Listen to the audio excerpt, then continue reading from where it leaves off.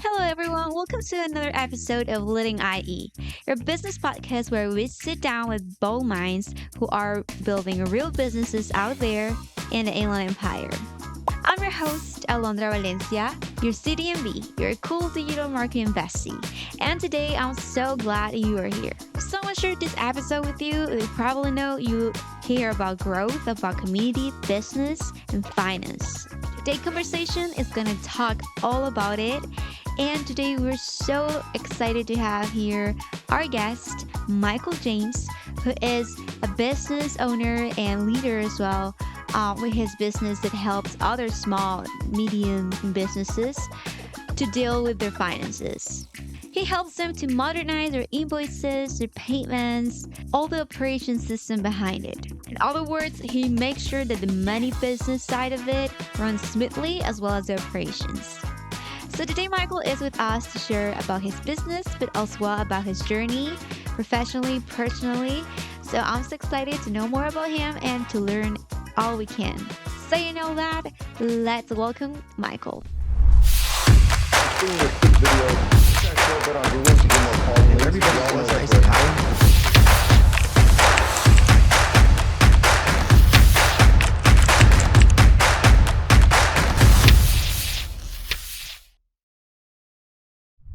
Guys, welcome to a new episode.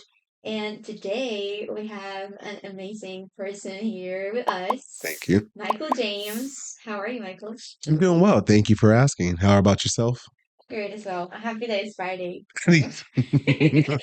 Right. I'm still trying to advocate for 3-day weekends. That's great. I'm happy that you're here and I'm excited to go through all these questions. The first one, for all the people that don't know you, I know a little bit about you, right? hmm But for all the people that don't know you, who is Michael James? That is a funny question. A lot of people ask who you are. And when people ask that question, typically it's what they do for a living. I like to answer is I'm a husband first. I think that's probably the biggest hat that I wear. And then after that, I'm a father. I am a brother. I have 9 sisters. Wow. Yes, dad was busy. I have 9 sisters and 3 brothers. And so I'm a brother. And then after that, I'm a friend. Most of my clients are people I've developed friendships with. So I kind of like to say I'm a friend first. And then from there, I'm a payment advisor. So there's a lot of different facets of who I am. I think all of them kind of have a different percentage, but they all creatively make me. And I love that answer because that's why I actually just throw that first question for people. Awesome. Like, yeah, totally. We have different layers, right? Mm-hmm. And I want to go through them. And I want people also to see you as well, Yeah. who you are. And each layer is equally as important, right? Because without that layer, you're not who you are. The good, the bad, the ugly, and the beautiful. Exactly. Totally. Great. So tell us more about you. All right. So I was born here in Riverside, and then I was raised between Riverside and Long Beach. My family, or my mother and father, were not together. So I bounced from one house to one house, depending on, I guess, which way the wind blew. I don't know exactly what the court arrangement was, but I went to Cumberland in Long Beach. I went to Jefferson Middle School in Long Beach. And then I came out here around my 7th grade year, and I went to Central Middle School, North High School, and then Azusa Pacific. And I actually include that in people ask me, where'd you grow up at? Because I think that year 19 to like 21 is still growing up. You're still a child, right? So that's my journey. 22. So yeah. Oh, okay. So you understand. Yeah. I'm like, adulting is so hard. It is. So you were close to the beach? Long Beach? Yeah, so I grew up on a lot of different places in Long Beach, but one of the most memorable places, I was on 7th and Obispo, about 7 blocks away from the beach. It was really great. So we would get out of school and be able to walk down there, and we did a lot of hangouts on the beach. And then coming to Riverside was a bit of a culture shock, although you're 2 hours away and we don't have a car. That's a long journey. And when I got older, I started going back to the beach, loved the water, but yeah, I was very close to the water growing up. Oh, well, you already mentioned that you were coming here and there when you were growing up. But as a kid, do you ever think to do what you're doing right now? Actually, I would say yes and no, because it depends on what you consider a kid. When I was in high school at North High School, I got into a program called GBIT that was headed by Tad Barton, amazing guy. If you guys find him on LinkedIn, and then Dale Kinnear, another amazing guy.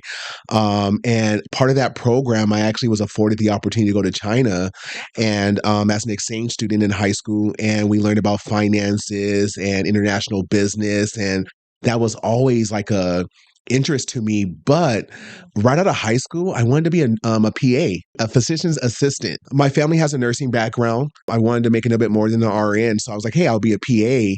And I learned in my first year in college, I don't like bodily fluids. Not my favorite thing to do. So from there, I transferred my major to be accounting. I didn't want to do that. And then I ended up with business and finance. Tell us, I know you have your own company, right? Payment in place. Yes. So tell us more about that. How was the process of saying, you know what, I'm gonna start this. How do you start with a company? How do I start? My wife was a great influencer of going out on my own. I had worked for one of the large three banks for 14 years, was doing very, very well there. I went to a lot of the platinum clubs, founders, so on. And then we had purchased a brand new home. And I remember we had this pergola built in the backyard, and we're sitting on a pergola just hanging out. We're talking about the future and what we're going to do. And, you get stagnant. You're like, hey, what's the next move? And she was like, just go on your own. And prior to that, I was meeting with a friend of mine's, Perrin Hilltop, and he's a great guy. He's actually the CEO. He's been trying to talk to me for years about going on my own. And ultimately, I think it was a Thursday night, she was like, just do it. Like Nike, right? Just do it. And I'm thinking like, hey, we just purchased a home. We just When I think this, we just got back from this big trip in Hawaii, and if anybody who goes to Hawaii, you know how expensive that is. And by Tuesday morning, I was on a Zoom call like, hey, this is not going to work out. And from there, we took the steps to be what we are today. So to answer your question, it's just doing it. You think about it too much, you're not going to do it. Okay. Some people wait for perfection to start. They have to get everything in order.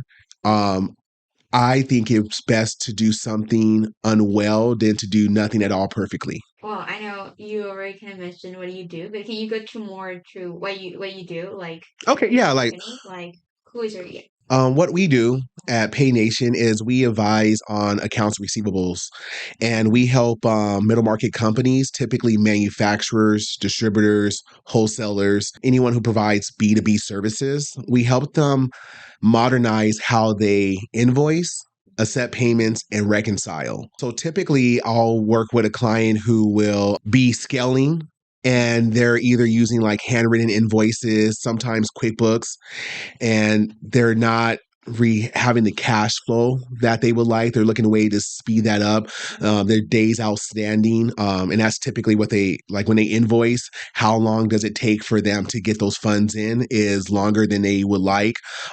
Sometimes I'll have terms 30, 60, 90 days, which is industry norms. But then if you're not collecting or you don't have a system in place, those can turn into what we call net nevers, and people just don't pay. Right. house and the invoice? Exactly. And so we set up systems to help them get paid quicker. We do embedded payments, ways to reduce the cost of getting paid. Just like, have you ever been to a location and they'll say, hey, if you're going to use your credit card, they're going to charge you $1 or whatever for making that payment? Because there's a true cost in accepting credit cards, debit payments. There's so much going on behind the scenes from when you swipe your card, from when the bank says, hey, the funds are available, and back to the merchant or the business saying, hey, it's okay to accept this particular transaction. All that done in 2 seconds takes a lot of technology. And so we help navigate that process, reduce the cost for doing that, and just ultimately help you as a company receive your funds faster and more efficiently. Wow, yeah, surely. I feel like it's something that small businesses will need because I feel like small businesses are trying to do a lot of things, at the same time. Yeah. That, I mean, you forget the money sometimes, like the invoices, sending the invoices for people that might need this. So can you walk us through maybe a client that you had before, like how, like a situation where you have help? I think you're asking for me like what's the ideal client. So when I meet a client, typically we'll have what we call a discovery consultation. You can't create the need for my product or for my services. Some people their accounts receivable is working like fluid. Money's coming, I mean, invoices are going out, money's coming in. That's a great situation. But sometimes I'll meet a client and they're AR departments all over the place. And this is typically, like you said, small businesses that are scaling into that middle market where, and this is a joke that we say in our industry, the sister-in-law or the cousin's the controller, right? They don't have any education in that particular field, but they've been doing it for so long, but just for their business. And so it's one of those things like, hey, we've always done it this way. And they don't know how to do it any differently, but they're like, hey, we know there's a better way. And that's where me and my team will come in. So a lot of times we'll walk in and they'll have, let's say, QuickBooks as their ledger.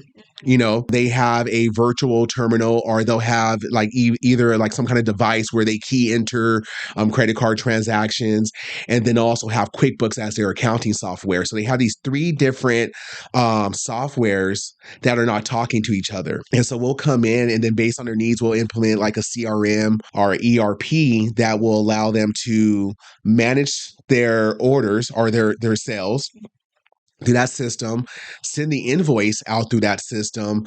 I love embedded payments. That's when you get an invoice and you can click right on that invoice and make a payment. You don't have to then go to your system and write a check and then print the check, put the check in the envelope, send it in snail mail. Hopefully it doesn't get lost or stolen, right? So we will basically optimize that process where we send an invoice that has embedded payments. The customer or your customer will pay it right there on the spot. Then it comes back into your system as reconciled, which is another process where once you get the check, you have to take it to the bank. You have to make sure it clears. Once it clears, you have to go back in your system. And that's where a lot of companies have that end of month push trying to balance their books.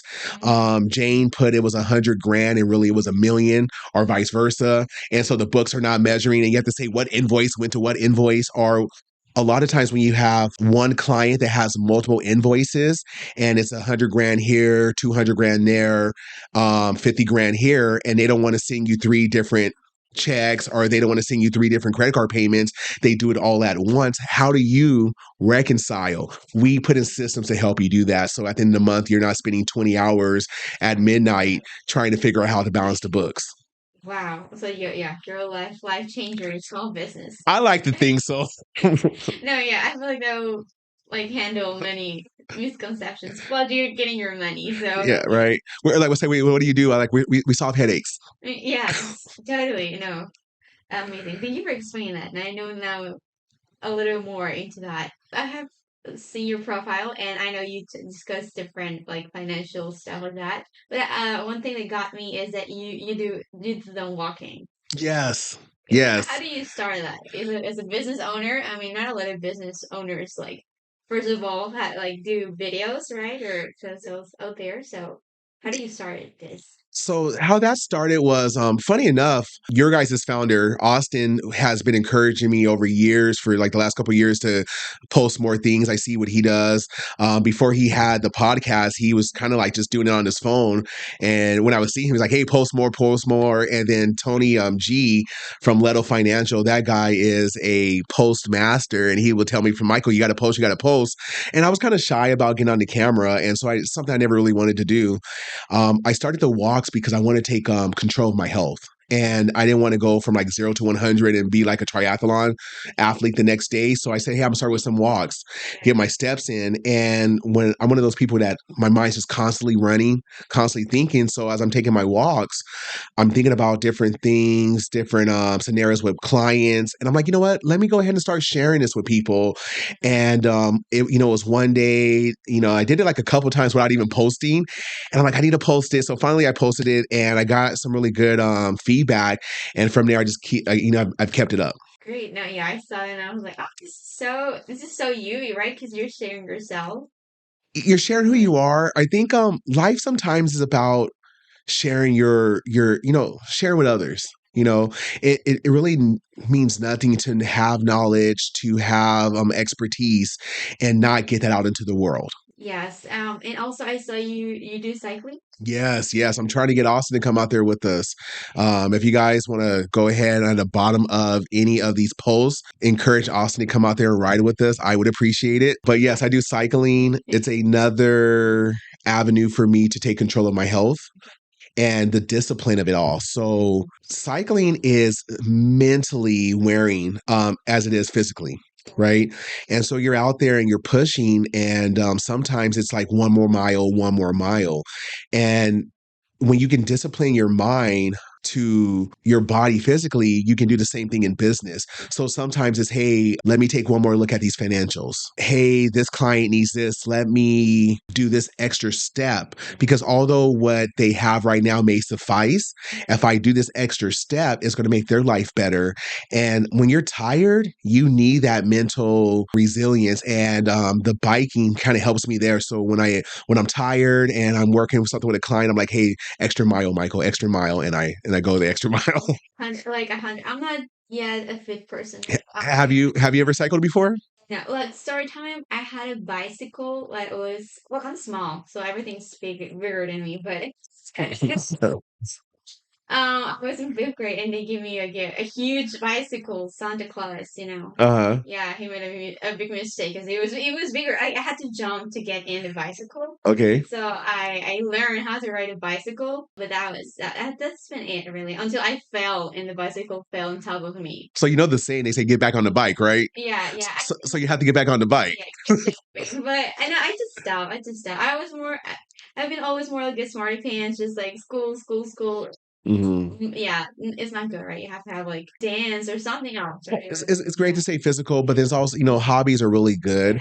You kind of have to have that outlet. What I realize is life cannot be continually is about grinding. You have to have these outlets that encourage you. For some people, it's cycling. Some people, it's poetry. Some people, it's acting. I have some friends who are taking acting classes. With some other people, it's golf. Right. Yeah. But you have to have those outlets. And I realize when you allow yourself to also enjoy life, then when you have to do the things like working and being with clients, you do a better job of it because you're just enjoying life in all in its totality. Oh yeah. From there on, I mean, I stopped cycling.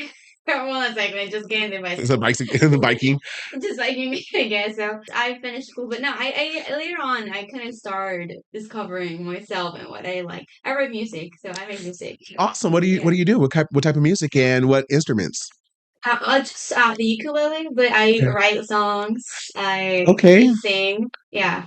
So that kind of thing. I mean, I would like to say more into pop, but it's not really like I listen more pop, but my music has been different. I like to experiment. Uh, So and the great thing about being in today's time is that you can write your music and you can be independently famous. You can go online and start posting tomorrow, right? So yeah. look, I'm going to encourage you to do that. I can't wait to see something of yours online and hear your music. Like, I'll Oh, awesome. Please, yeah, please send it over to me. I would love to hear it. but yeah, no, totally. I feel like you said, once you start finding yourself in different hobbies that you have, it's you're like your best version of yourself, right? And that comes with business as well. We go on this train. There's this saying that if you rate a fish on its ability to climb a tree, it would grow up thinking it failed, right? And the fish are not supposed to climb trees, they're supposed to swim. And so I think when you realize what your outlet is, let it be music, cycling, golf, football. For some people, it might be cooking. I feel like when you find out what that is for you, you become the best version of yourself. So congratulations to you for figuring it out. And you too, recycling, Oh, that. I have so many hobbies. I'm also into music. So me and my buddies, we started a second business, which is called Sound House Production. And so we do like DJ services and audio production. And that's oh, I love it. It's another hobby of mine. And I have zero musical talent, but I love music. So I can't sing, I can't play an instrument. So my instrument is the DJ controller. Some decks. Yeah. So now we have a DJ. Look, give me your music. Give me your music. I'll add you in. I also like the family hobbies because I'm dad, so I'm also part of their hobbies. I did jujitsu for years. Shout out to Riverside Submission. Um, so I did jujitsu. Me and my sons have been there for years. That's a great hobby. Nothing like choking someone out with that takes away all the frustration, right? And you don't get in kind of trouble. So that's amazing. Golf. I think in business you have to know how to golf. I am not great at it at all. But you know what? It's being out there and it's always with the people that you're with that makes it a great experience. So I golf. I just got into tennis. Oh. Okay. Yeah. I got into tennis. I have a buddy who got me into it. I went out there and had an amazing first time at it. And that's something I'm gonna be getting into. So I'm one of those people where I'll try everything. Like, Greg Lund, the owner of Crazy Tuna Party Rentals, which is a good friend of mine, in his previous life, because he's had like so many of them, he was a parachute instructor. And so in my mind, I've committed to at least going once out there with them. So I'm going to jump out of a plane sooner or later with my buddy. So I will try most things once. Once you do that, invite Austin and me to do that. Oh, look, I'll let you guys know. Vlog. I'm like, look, Greg, if you're You're like, going do the podcast on the way down, right? it'll be great. Oh, it's cool. Okay, let us know how that goes. I will. Dude, this is going from that to another topic about Riverside, Inland Empire. hmm Have you always been here? Well, so my adult life, yes. So when I was a child, again, back and forth between Long Beach and Riverside, my adult life, most of it has been right here in the Inland Empire. A lot of it was on the east side of Riverside. I'm an East Sider, downtown Riverside. Also, downtown Riverside is a big part of my life. We used to play hide and seek at the Mission Inn, get kicked out from time to time. Yeah, as kids, that's part. It's kind of like it was like almost like a rite of passage out here in Riverside. So grew up in Riverside again, Central Middle School, North High School, and then there was a small period of my life where we moved to Grand Terrace, which is still Inland Empire, but it's San Bernardino County, and right now we're back in Riverside, living in the Woodcrest area. If you have been here all this time, what would you say that the Inland Empire means to you personally? Ooh, it would probably be easier telling you what it doesn't mean to me because it means everything. Like, this is home, right? And this is our community. There's like this crazy thing that I always think about, like, the world has been around for like, millions or billions of years, depending on what you believe. And then there's also so much land space, right? There's so much, like, there's so much places to be. And here we are on this floating rock at this time, and you and I happen to know each other. So that's like just crazy to really think. Singer, amazing. Right. And so what are the chances, right? And so anyone that I meet, I just kind of like make it like the chances of us meeting is 1 in 1 billion. So why not like love on you? Why not receive love back? So my community, which is Riverside, it's just everything right now. Great. And what would you say now about business? Like, what do you think the Inland Empire is a strong place to build real business? Oh, yes. I mean, I would say the Inland Empire, but let's get really specific about Riverside. Riverside is probably the best place to be a business owner. They focus so much on the small to medium businesses. And what I mean by that is one day you can be working for a company for 14 years, and the next day you can really have your own business and be successful in Riverside because there's a saying, I believe Patricia Locke Dawson, which is our mayor, a wonderful mayor. I think she was the first person I heard say this is when you choose Riverside, Riverside chooses you. Right? And I see it as I chair the ambassador committee for the Riverside Chamber. And so there's a lot of times where I welcome new companies into Riverside, and you can see them go from grand opening to being successful in weeks and within months and within years because Riverside shops local. And I love that about Riverside. And although I do believe in, like, corporate America, obviously, you can't really there's it's hard to have a community without it. Riverside promotes the small and medium businesses, and I wouldn't say over, but in conjunction with these larger businesses. So they're like, hey, large companies, come to Riverside, but then also small businesses come here and thrive in Riverside. It's not one or the other. And I love that about this city. That diversity and inclusion, right? Oh, yeah, Feel like that is amazing. yeah, you know what? You can like the states here, which I love, and I say it's more medium size, but we have, I think, Fleming's coming in. We have Fleming's coming in, right? Which is a large corporate company. You can go and have Cheesecake Factory, which is a corporation, for lunch, and then dinner go to like this hole in the wall spot that's family owned. My favorite is probably like, let's say, Graham's Barbecue, and have the best barbecue locally, right? So that's pretty cool. You get both worlds, that corporate business, and then you can go shop at the mall, but then you can also go down Main Street and get the boutique location. So having that diversity in Riverside is just amazing. Talking about Riverside, I did saw you at the Chamber of Commerce newspaper. Oh, Did you me? hear so? Is it recently? I don't know. Okay, I have to look into this. Yes. I have to pick up a. I thought, I was like, this is Michael. And I know your glasses. I was like, this is Michael. It has to be Michael. Yeah. But I saw you were talking about keep Riverside clean and beautiful, Hmm. right? Can you tell us more about that? I know you do some work there as well. Yeah, so I'm actually on that board as well. I'm so many boards, so many boards. So Keep Riverside Clean and Beautiful is an initiative to do just that, keep Riverside clean and beautiful. And it's really funny. My older brother was one of the first employees of Keep Riverside Clean and Beautiful like 19, 20 years ago. And he would wake me up on Saturday mornings against my will, uh, and help me plant trees. And so down Magnolia, and it's funny because I'll drive and I feel like my kids are tired of hearing. I'm like, that's my tree, that's my tree, that's my tree. Because I helped plant a lot of them years ago. And then so I was invited back to help and be part of that organization or that association, which I love it because again, we talked about Riverside being everything. And the Scout something like leave the place better than you found it. And being part of Keep Riverside Clean and Beautiful is that to me. Inevitably, one day I'm going to go, right? By world, and knowing that I'll leave Riverside better than I found it is something that I hold dear to me. So if you have not had the opportunity to volunteer yet, we're doing a Ward 5 beautification. I believe it's on the 20th. I may be incorrect on that date, but you can go to the website, come out, join us. It's a great opportunity to network with people, your community, but then, like I said, also keep the place where you live clean. Me and my wife, we talk about this a lot. You don't give back, right? You give because you give. Like it doesn't matter. The word back means like you feel like you have to take something to give back, right? So we try to like cut that out. Like we give because we give. We give because we love. We give because we care. We give because it's ours. Like Riverside is ours. We held the Cliff Riverside is ours. That's amazing. Slogans now. Yeah, I know, right? I got to trademark that, right? There we go. Trademark. There we go. There we go.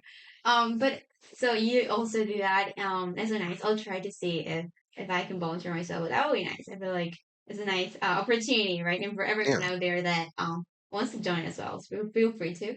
And I have a question. So you do this. You have your own business. You are a dad, right? How do you manage I both of don't them? sleep. I don't sleep. No, so I mean, instead of making like life and work separate, I do this thing where I blend them all together. So it's not like I volunteer and that's separate from my life. That is my life. Right. So it seems like work, but I'm doing also what I enjoy. I'm cleaning up the city. I'm helping the youth. I sit on a couple different boards. So I sit on, in addition to those boards, I also sit on the advisory board for the Salvation Army. Okay. And so again, that may look like work, but again, that's exactly what I would be doing no matter what. So I blend the two. What other like boards are you in? Are you ready? Yes. So I'm on the advisory board for the Salvation Army. Okay. I am the CEO for, I'm sorry, CFO for Healing Hope for Humanity, which is a nonprofit. Okay. Also, right here in the city of, or in the Empire, Southern California. I chair the ambassador committee for the Riverside Chamber. I sit on the East Hills Business Council with the chamber. I'm on the board of directors for the chamber. And then I said the ambassador committee, right? And then keep Riverside clean and beautiful. So those are like the main things in addition to like my work, and then a father of four boys. Four boys, yes. Two that are 19, one that's 10, and a three. Well, he's four. He just turned four on Wednesday. So a 4-year-old now. Yeah, you know what? And you know what? I don't know how this works out, but I have four boys, and for what I understand, they're a little bit easier to raise. So so I thank my lucky stars for that. But they're amazing. They keep me on my toes. We can have a whole nother segment about them. I love my boys. Yeah, they're amazing. That's so inspiring just to meet people. And I always like to ask that. How do you manage your time? Because for me, well, I'm starting and Well, so the one thing I would say about time management, I mean, because I know this is also a business podcast, in my Outlook calendar, I schedule everything from showers, like really, like when I'll put in there travel time, and then I also put shower and dress. Because if you don't schedule it, yeah. it's not going to happen. And that's very important when it comes to your business life and also your personal. like schedule it, because 2025, everything is just so fast paced, everything's so moving, and we're always going to say, hey, I'll do this when I have free time, I'll do this when I have that. We don't have it, right? And for me, when I have free time, I'm doing this right here, I'm scrolling. Yeah. Oh, I'm scrolling. So for me, I schedule, I make it a point, I think that, and I think that makes it a priority. I make it a point to say, hey, I'm going to schedule this time to do this with my son. We're going to go here. I'm going to schedule this with my wife, this vacation. I'm going to schedule this podcast. I put it on my calendar. So that's my best advice for time management is write it down. Yeah. Write it down. Great. Yeah. Amazing. Okay, I'll do that. I'm also an agenda girl too, so Okay. Yeah. but still it's kind of difficult sometimes, you know. Yeah, have you have like, well, I know that you're involved in the community. Is there any lesson that you carry from the community into your business practice? Yes, that's really a good question. I would call it a lesson, a life motto. Are you familiar with Zig Ziglar? Okay. All right. You Maybe I've heard, but yeah. all right, Zig Ziglar, he was a salesman, and he was a trainer, but he has this motto that says you can have everything you want in life if you just help enough people get what they want in life. So that's my motto. I do it personally and in business. So I help you get clean accounts receivables, right? I help keep Riverside clean. I help I my goal is to help enough people achieve what they want. And in reality, or I guess say my motto is if I do that enough, then I also will get what I need, right? And so I what is like kind of like the B and I, the giver's gain, right? You give first and then you get back. So that's kind of like the lesson or life motto that I get from business that I also carry into my personal life. That's so Yeah. nice. Very true. Um, and about giving back, I have another question. But it's more about you and all your experience that you had. Do you see yourself as a mentor in business or finance at some point? I see myself as an expert and mentor in accounts receivables right now. So that's kind of like, I mean, I definitely have some kids, and I say kids, I'm young myself. I'm 41, but I'll have some kids in their 20s. Will say, hey, Michael, how do I go best about this? And I'm a big believer. There's no need to reinvent the wheel. And there's so much business, even if you're in accounts receivable or merchant processing. There's so much business out there. I don't believe in competition. Competition is something that people do, I would say, at the bottom, right? They compete. Oh, I don't want to help this person out because it means less for me. Life is not a pie. I don't know where that came from. There's so much out there. Life is not a pie. Um, everyone can get a piece of it. And so when I do get the opportunities to mentor or to give to the younger community, oh, by any means, I love to do it. The answer is yes. But I would say right now I haven't took on anyone as a full-time mentor because I have four Wonder boys and my commitments to them first. So I'm mentoring them and getting them out to the world. One of my kids is at Cal State Northridge. He's doing business law. And so I'm mentoring him and guiding him through that process. Yeah. Then my other 19-year-old, he wants to be an entrepreneur. He was like, look, I want to work for myself, and that's what he wants to do. And so right now we're trying to uncover what his talent is going to be, right? He does so many things. He like motocross bikes and stuff. And the other day, like he's taking down this motor in my garage and put it together. And I'm like, I could never do that. He's 19 years old, putting his carburetor in the motor and stuff's like amazing. So we're trying to figure out exactly what problems he wants to solve, but he's definitely 100% sure that he wants to go into business for himself. So, I'm mentoring that process. And then my 10-year-old is an artist. All the art in our home is from him. And when I say he is good, he is good. I know I'm a bit biased, right? It's my child, but he is good. So I'm helping him, kind of like feed into that passion. And then my 4-year-old, he likes sports and music. So he's doing the DJ thing with me. Like I'll actually post, he's up there, he knows the music. And he doesn't know how to read yet. So he just remembers like the covers of the albums, right? And so he does that and he loves sports. So, mentoring him through that process. So that's where I'm at as far as mentoring right now. It starts at home. Yes, right. It's important as well as a parent, right? Like Yeah. to be like that. It's also being a parent but a mentoring in your area, what your experiences. Um, and I have a question about What's one thing you wish someone has told you when you first started your career, or for those probably entrepreneurs or young people, right, like your son that are starting that journey? What would you say with all the experience you have? Anything doing well is worth doing bad or poorly. Mm-hmm. Um, Again, when most entrepreneurs or business owners are like, we have to get all these ducks in a row. Zig Ziglar, again, I love Zig Ziglar. He has this saying, if you wait for all of the lights to turn green before you leave town, you'll never leave home. Right. So it's just do it. You know, if you want to be a photographer, you don't need to take a million classes to learn how to take pictures. Just go out there and take pictures. If you want to do podcasts, right, you can just jump and start doing a podcast and you'll get better along the way. Anything worth doing well is worth doing poorly. Just do it. That is the thing I wish I would have learned earlier on, because there was a lot of hesitation in some of the decisions I made. And I'm like, had I made that decision 10 years ago, I would be 10 years in, right? And not that I regret anything, because my journey is my journey. But to answer your question directly, if there's anything I can go back and tell, let's say, you know, that's saying tell your younger self, it would be just to do it. Don't worry how well you do it. Just do it. You will learn on the way. I know that you are a mentor to other businesses, right? But have you ever encountered people that they're afraid of a change, maybe probably of doing that, the change in their business? And if you have, how how have you encouraged people to be uncomfortable, I guess? That's a great question. And I actually encounter that a lot. And funny enough, it's the smaller businesses, right? I think people are so used to control. When you and I were talking earlier, or one of the questions we were like going over was, what are the red flags you see when you go into a business? Yeah. And I laughed because it was like red flags where I can provide a solution, are red flags that I don't want to work with them because because I look for both of those. And sometimes, especially with the smaller businesses, they're like, hey, we've done it this way.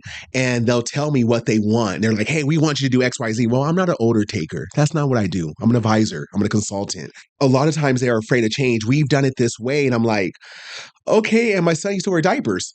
Things change, right? You have to grow out of certain things, and growing out of things, which I call is death, right? Because before you become something new, the old person or the old process has to die, and death is very hard for a lot of people, and not just physical death, but just death of who I once was, death of this process, death in any manner. Change is very hard for people, and so a lot of times you have to hold their hand through that process. And it's not so much selling them on the change, but letting them know you're going to be there with them through this change. I'm not leaving you by yourself. And sometimes to have a hard conversation is like, yes, imagine people changing from horse and buggies to cars, changing from house phones to cell phones. A little story about me. I don't like change. And it's funny because the industry I'm in right now is about accounts receivable and accounts payable. But I remember the first time having a conversation with my then employer about moving from my paper check that they gave me every 2 weeks, going to direct deposit, and I was like, no. I I said no. I Because it was change. Okay. Right. And even though it was more efficient, I didn't have to go stand in a bank line. I got my money a day earlier. I said no. And I remember saying no, almost saying no to where they were like, hey, you kind of have to do direct deposit now because it's easier for them to send it to me. And then now, who is not on direct deposit? Right. One thing that we face in my world in accounts receivable is paper checks. We hate paper checks. And the reason being is it opens up companies to fraud. On your paper check, you have your name, your address, your phone number, your routing number, your account number. So from one check, I can pretty much steal your identity. Well, I can't, but someone can, right? Someone can steal your identity from a paper check. But in the middle market, and even a small business, SMB, you still have a lot of companies cutting paper checks. To go back to where we were originally talking about, is that change. Now, when was the last time you wrote a check? Have you, well, like, you're 21. Have you ever wrote a paper check? Not yet. them receive, yeah. Yeah, okay. And makes your life a bit harder than it just being going like into your bank account versus Zelle, right? So sometimes you have to hold their hand through that process because it is better, but change is just so hard for most people. So to answer your question, I come up against it all the time. And with each person, it's definitely different on how they get through that process. And I think that's what really I get paid for. More is like, hey, not necessarily explain the difference to them, but walking them through that process of change. That's so nice. Oh, that's so sweet. Okay. Thank you. And totally. I feel like a change is scary, but I mean I feel like you said, I like the analysis of the idea that you gave of having horses to cars, right? Right. I feel like it's more efficient. So Most time change is efficient, right? Most time change is for the better. It's just that we're just so reluctant to it. We're just so reluctant to change because it's like, I'm comfortable here. But you asked a question prior to like, hey, what's one thing that you would go back and tell your younger self, or what's something you wish you knew longer, is be comfortable with being uncomfortable. Because that's where you thrive. That's where you grow. That's where you become a new person. Everything I've achieved in life has gone through that uncomfortable stage, becoming a father, becoming a business owner, becoming a husband. Oh my goodness. It's scary. But once you get into it, you adapt, you learn how to master it. But imagine being afraid of that change. I might be saying this one incorrectly, but on like Lion King, he was like, it's not, he was talking to Simba. He's like, it's not that I'm afraid. I'm afraid. It's just accepting that fear and still doing it anyway. Right. That's where I am with that. that's great. I agree. I agree with everything you said. Totally. Now we're going to our Q&A. Okay. So, what's one tool, habit, or mindset that helps you stay grounded as a business owner? It would be that life is fleeting. It probably doesn't matter a year from now. Just do it. I think we take ourselves too seriously, right? We worry too much about what people think about us. And so we don't live life free. And the thing that kind of keeps me grounded, or the tool, is, Michael, what's the worst that's going to happen? I'm not going to die, most likely, right? And then if I did, look, it's over anyway. So just do it. So just do it. That's what keeps me grounded. Just do it. Okay. Now, second question. What's the one thing you wish more people understood about building a business? It's supposed to be hard. Like, It's not easy. It's not easy, nor is it supposed to be supposed to be easy, right? It's almost that weeding process. Like, if it was easy, everyone would do it. And everyone is so quick to get past that struggle phase. And the struggle phase is what makes you. It's sometimes it's not about the journey itself, but who you become through the journey. So that's that answer. It's supposed to be hard. How do you define success? What is success for you? So this is a crazy question because that's going to be different for everyone. Some people believe it's monetary. I want to make X amount of money and that's success for me. Some people, it's about influence. I want to be influential, right? For me, success is measured on the people around me. I'm into hip hop. Love rap. Jay-Z, I'm going to quote a million times today.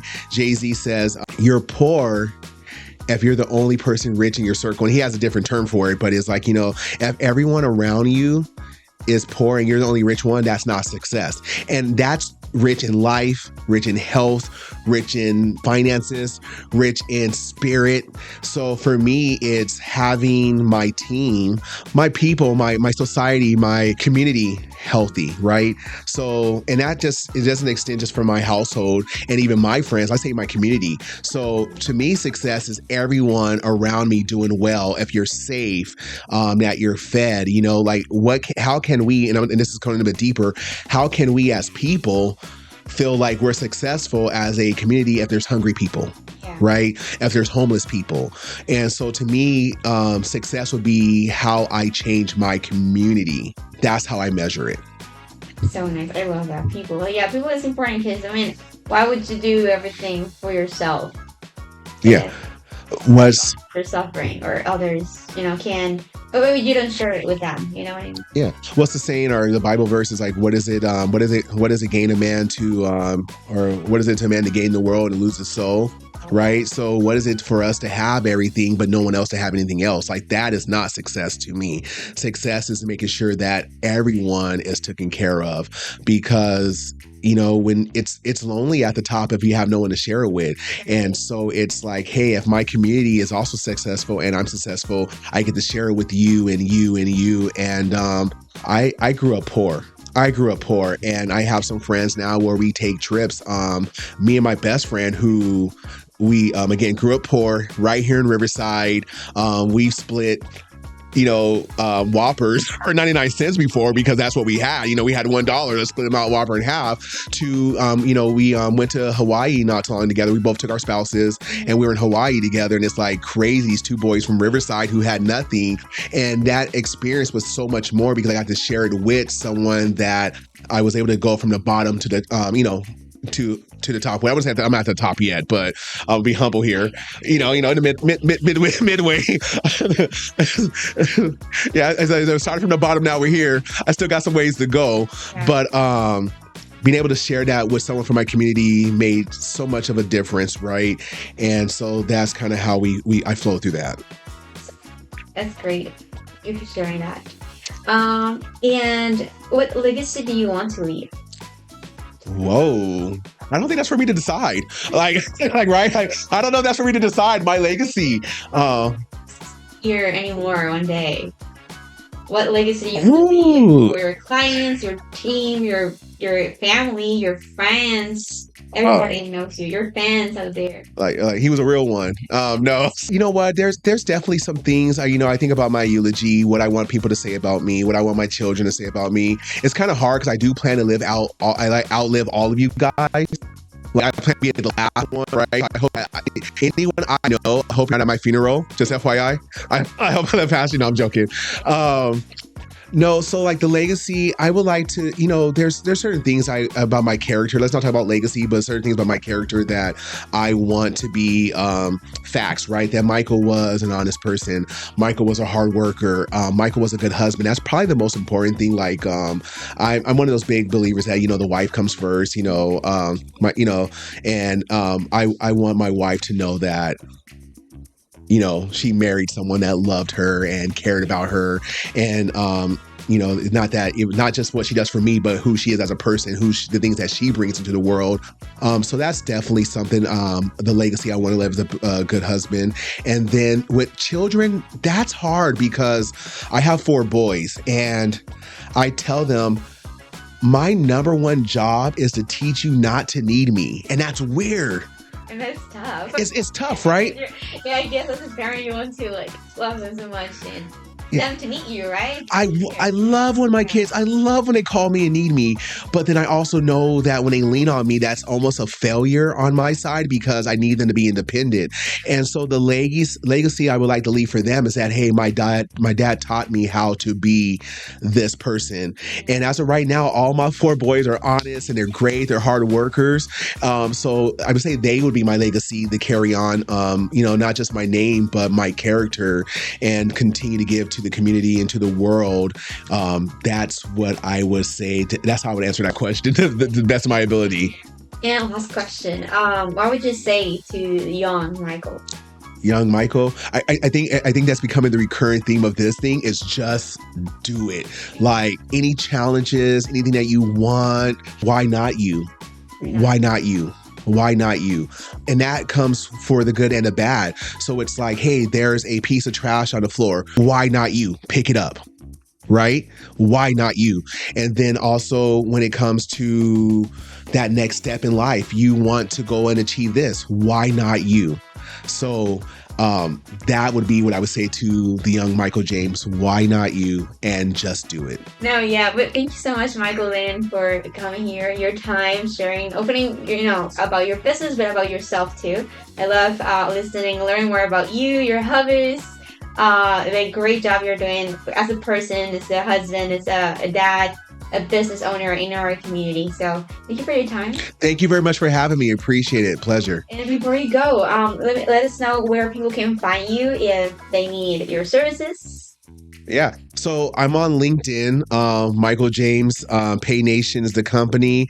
I am on Facebook under Michael James as well. So, and then on Instagram, and on Instagram, I have two handles on Instagram, merchant _ Mike. And then the other one is Soundhouse Productions, on Instagram. Perfect. Thank you, James. And of course, we have your Benji and our dollars, so I'll give you one if you want to find it, and we'll put it on the wall. So Good color. we have colors. You know what? Red is always a theme, and you guys don't have red, so we'll go with Red. this goes to red, next best thing, right? So thank you, Michael, for coming and sharing more about you and your story, your business. Thank you guys for watching. I hope you have liked this episode as much as I did. And yeah, I'll see you till the next one. Thank you guys. Bye. Peace out.